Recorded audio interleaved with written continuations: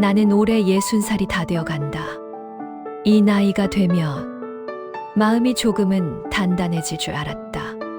세상 일에 덜 흔들리고 예전 같은 후회나 부끄러움 따위는 지나간 일로 넘길 수 있을 거라고 믿었다. 하지만 요즘 나는 그 어느 때보다 쉽게 흔들리고 쉽게 무너진다. 몸보다 마음이 먼저 낡아가는 것 같다는 사실을 인정하게 되는 나이. 그 나이가 지금의 나였다. 며칠 전 이삿짐을 정리하다 낡은 상자 하나를 발견했을 때만 해도 나는 아무런 감흥이 없었다.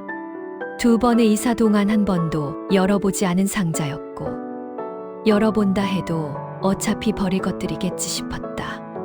하지만 상자를 열자마자 오래전 냄새가 공기 위로 피어올랐다. 색이 누렇게 바랜 운동회 사진, 20살 때 친구들과 찍은 단체 사진, 그리고 찢어진 노트 한 장. 나는 사진들을 조심히 천천히 꺼냈다. 그러다 한 장의 사진이 내 손가락을 붙잡았다. 그 사진 속에는 20살 무렵에 내가 있었다. 짧은 머리, 해맑은 눈빛, 수줍게 웃는 입술. 나는 내가 저런 표정을 짓던 시절이 있었다는 사실을 잊고 있었다. 사진 속 나는 마치 세상 모든 것을 2팔로 끌어안을 수 있을 것처럼 가벼웠다. 지금의 나와는 너무 멀리 떨어져 있는 사람처럼 보였다. 어쩌면 진짜 멀리 떠나버린 사람처럼. 사진을 손끝으로 쓰다듬다가 갑자기 눈물이 떨어졌다.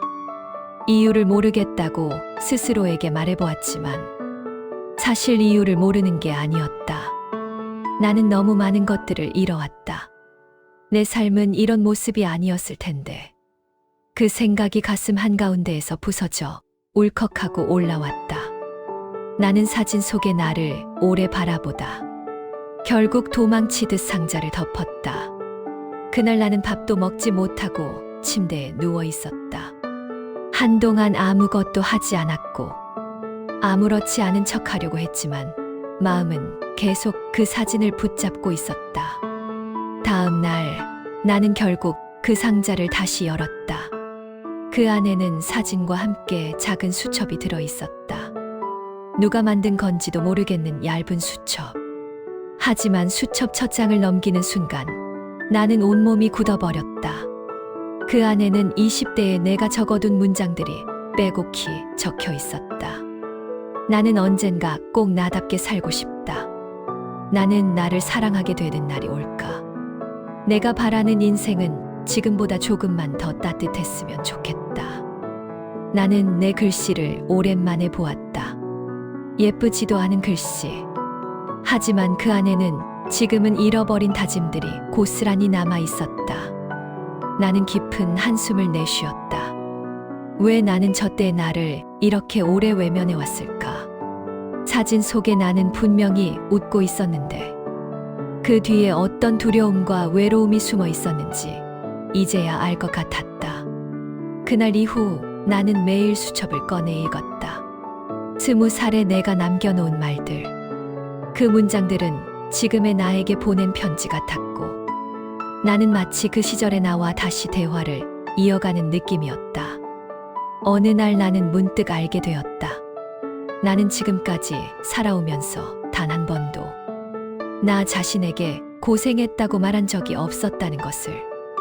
나는 언제나 조금 더 잘해야 한다. 이 나이에 뭐 하나 제대로 이루지 못했냐며 스스로를 몰아붙였다. 그리고 어느 순간부터 나는 괜찮다는 말보다 나는 왜 이럴까라는 말이 더 익숙해져 있었다. 나는 매일 일기를 쓰기 시작했다. 수첩을 옆에 두고 과거의 나에게 편지를 쓰듯 현재의 나를 적었다. 쓰다 보면 손이 떨릴 때도 있었고 문장을 한 줄도 쓰지 못한 채 종이를 구기고 싶은 날도 있었다. 하지만 이상하게도 글을 쓰다 보면 조금씩 마음이 풀리는 느낌이었다. 20대의 내가 나를 위로하는 것이 아니라 58세의 내가 그 시절의 나를 위로하고 있었다. 그러다 한 장의 사진이 내 삶을 완전히 흔들어 놓았다. 그 사진은 다른 사진들보다 조금 더 낡았고 누렇게 바랜 모서리는 금방이라도 떨어질 것처럼 약해 보였다. 사진 속에 나는 벤치에 앉아 울고 있었다. 처음엔 누군가 잘못 찍은 사진인 줄 알았다. 하지만 자세히 들여다보자 그 사진의 뒷면에는 짧은 글이 적혀 있었다. 힘들어도 괜찮아. 넌 충분히 잘하고 있어. 그 문장은 분명 내 글씨였다. 나는 내게 쓴 편지를 가지고 있었다. 그 사실이 나를 무너뜨렸다. 그 시절에 나는 지금의 내가 어떻게 살고 있을지 알지 못했을 것이다. 그럼에도 나는 스스로를 위로하려고 애쓰고 있었다. 나는 오래 앉아 있었다. 얼마나 울었는지 기억도 나지 않는다. 사진 속의 나도 울고 있었고 지금의 나도 울고 있었다. 세월은 지나갔지만 울음은 같은 자리에서 터지고 있었다. 그날 밤 나는 결국 마음 깊이 묻어두었던 사실을 고백하게 되었다.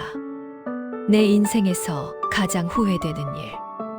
내가 가장 사랑했던 꿈을 포기한 날. 나는 그림을 그리고 싶었다.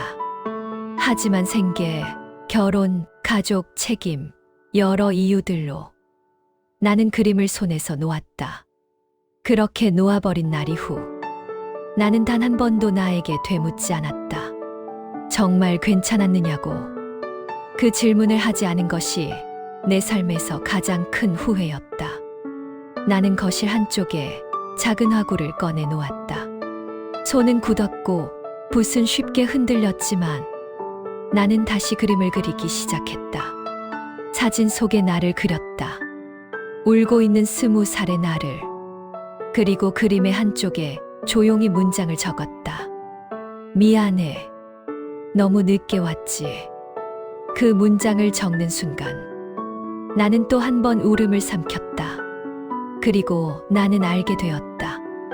내가 잃어버린 것이 시간이 아니라 그 시간 동안 나에게 건네야 했던 위로였다는 것을.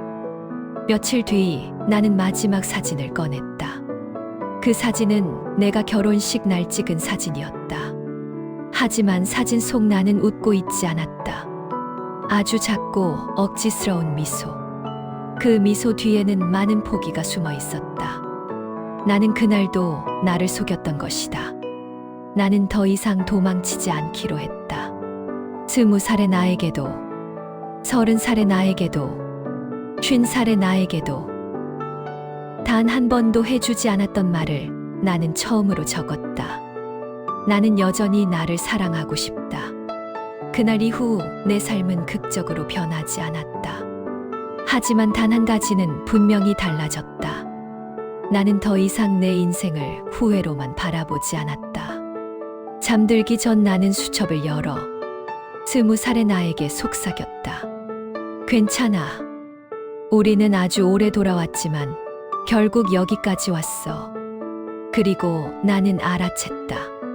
사진 속에 내가 나를 바라보던 그 눈빛이 언젠가 다시 내 눈에도 돌아올 것이라는 사실을. 그걸 깨닫는데 50년이 걸렸지만 지금이라도 돌아올 수 있었다면 그것이면 충분한 삶이라고.